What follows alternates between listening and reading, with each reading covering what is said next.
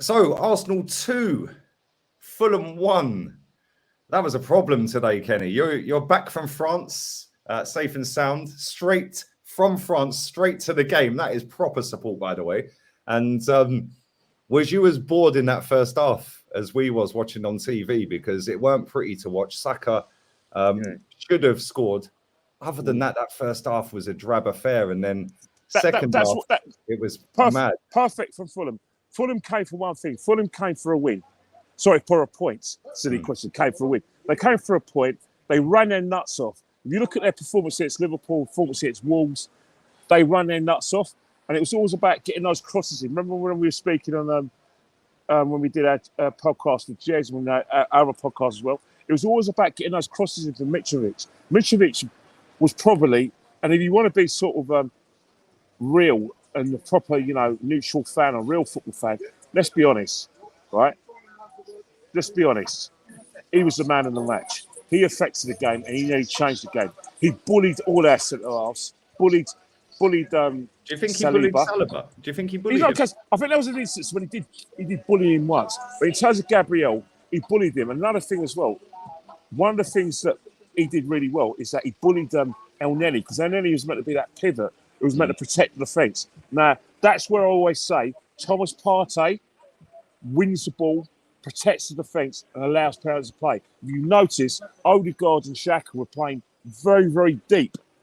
They were very deep, and that was one of the reasons why we weren't able to be penetrative throughout the game. Because what's happening is that when Odegaard and Xhaka play really deep, that enables Fulham to get men behind the ball and run. The passing was too slow. Saka and Martinelli at times trying to get that perfect pass. Odegaard as well, trying to get that perfect pass. All that does is give Fulham enough time to get their bodies into play and then make those tackles. They made a lot of tackles. If you were to do the stats right on Fulham, what you'll see is the amount of interceptions, the amount of clearances they had to do. You look at from an offensive point of view, the amount of balls that Mitrovic held up, the amount of times that Mitrovic will get the ball and he'll win a header. And that's what was a perfect away performance, albeit for a couple of deflection and probably disputed goal for the seconds.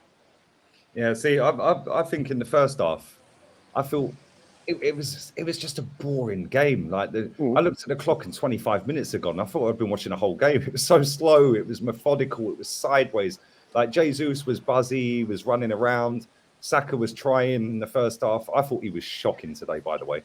Yeah, there was a few shocking before. Yeah, but the thing is, right, if you came near me, a lot of people were giving Saka the bird. Some guy was saying, get him off. And I think if you look at Saka's performance as well, obviously Xhaka, we know we're going to get a team. If we play Xhaka in a sort of like a midfield situation where he's the boss of the midfield, it's not going to work because he isn't that guy. He hasn't got the mobility to go up and down, although he spent, when we were in the ascendancy, he was more offensive, but he's no Thomas Partey. But in terms of Saka, I don't know if it's injuries, but there seems to be just a little yard, maybe half a yard, maybe a yard, where he's not at it. And I don't mean he's lost a yard of pace. I mean a little yard where he's not getting away from he's not getting away from his opponent, like left back. He's not putting that cross in at the right time. And Martinelli as well. It was like we were trying to walk the ball in the net, and we were trying to sort of like slow the tempo down, which helped Fulham. When we up the tempo, that's when we played better football and started making chances.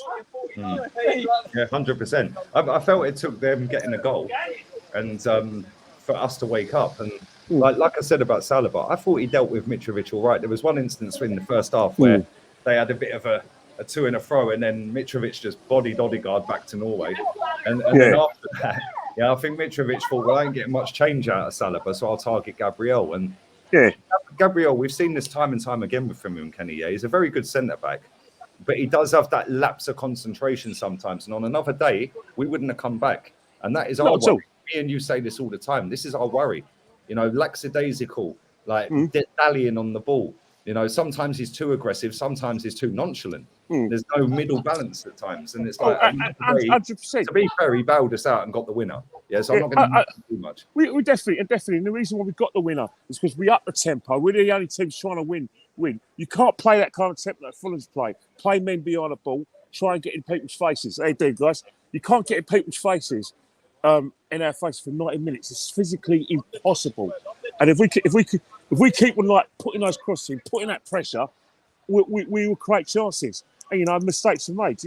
If you keep on getting that ticket, you put having shots and goal, a deflection happens. You keep on putting the crosses in, even though Leno was catching them all the time. Makes one mistake, put the same area, goal goes in. But yeah, you're right about Gabriel Magalhaes. Hey, dude, you all right, mate? See you on Wednesday. Yes, so Gabriel Magalhaes, he's always going to make that mistake because he's one of those players. If you look over the years, probably like a Desi Walker, a Sol Campbell, your pace is always going to get you out of trouble. And what happens when you have defenders whose pace always gets them out of trouble? Are mistakes in them. Someone go and rob them because they're so sure of the fact that they got eyes in the back of their head. But then again, it's all about talking as well. It's when the pass goes to Magalhaes, is someone saying to him, watch out for Mitrovic? Is someone telling him? Because like defenders nowadays, especially like Rio Ferdinand's, you see Bruce's, they always say, don't go quiet on me, talk to me. And this is probably a player who needs someone to talk to him and say, look, keep at it. Watch the player, watch Mitrovic, man on. And I think that's what it was all about. It's a combination of carelessness and lack of communication. His goalkeeper can see everything. He needs to tell him. You know what I mean? If he's going to give the ball to Gabriel, give it in the right position. Don't have it a situation when Mitrovic is up his backside. Facts. Who was your man in the match today? Who did you think was man in the match? Odegaard got it. I thought he was. No, I think what's happening, it's all about in the first half, there were instances where he was struggling to get in the game. And the reason why he struggled to get in the game is our passing's too slow. We missed Thomas Partey to beat people out of midfield and allow him to play. But the second half, when we up the tempo, that's when Odegaard plays his best football. It's no coincidence, and we can say accident, that, when he gets in the box, he scores goals. And that's the thing. And hey, dude, you all right, mate? And he's got to keep on doing that. And if he keeps on doing that, he's going to be better forwards. But one thing I would say about Odegaard, I think if you look at how the game got affected, had we not won that game, I think that Mitrovic would have been the man of the match because it's probably one of the most difficult performances as our defence will have. And I'm not just saying defence, our midfield. In fact, everywhere. There were times when the crosses come in, Mitrovic on our side, Mitrovic is making clearances. He's making tackles. See that tackle on Jesus? Yeah. So for me, one bad mistake from Bernd Leno probably stopped him from being a man of the match. So, if you win the game and you score one of the goals, they give you the man of the match. But if you look at the game forensically, was Odegaard man of the match? I'm an Arsenal supporter. I want Arsenal to win everything, including the boat race. But if I'm a football fan, no, he wasn't. That's Mitrovic. Who is your Arsenal man of the match? I'd say Saliba. Well, my Arsenal man of the match, Saliba did really, but I think in terms of the man of the match, I thought Eddie Nketiah changed the game a bit because he brought energy into it. We goal down, he brings them on, and he brings energy, stretches teams.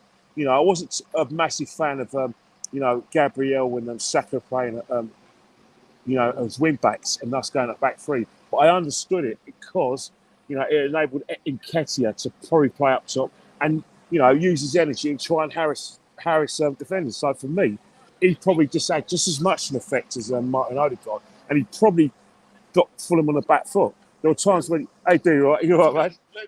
Yeah, thank you very much. Thank you.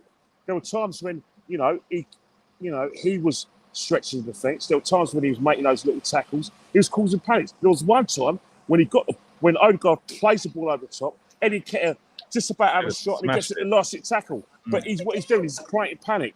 It wasn't Jesus' day as such. He had a chance. Eddie Nketiah had a couple of chances, but he made things happen. So for me, I'm more inclined to go towards Nketiah being our man of the match because of how he affected the game. Obviously, if you look at it, like stats wise, Odegaard got the goal. He put in all his passes. But nobody really stood out, is what you're saying. No one really stood out. He But did. but in terms of affecting the game, it's just as much as Mitrovic affected the game favourably for Fulham. I thought the substitution of Eddie Nketiah was one of the reasons why we won the football match. Yeah, 100%. Listen, Kenny, get home safely. Mate. 1 minute. I promised a couple of people. There's a guy called Leon Notice. He watches all our shows. He wants me to say hello. So yeah, I've got to say hello to him as well. A guy from Noel. He watches all our stuff from North Carolina. And also a guy who did a bet for me. He watches their stuff, in Finsbury Park, Paddy Power. His name's called Gilbert, but we call him Gilberto. So yeah, they will say. And as you can see, people walking past, they all watch our show. So when people say, we've never heard of any of them, myth, Greek mythology, Roman mythology, you know what I mean? Zeus and Jupiter wouldn't have said it better. Exactly. And on that bombshell, mate, get home safely and appreciate you coming on, mate. I'll take her out. Oh, yeah.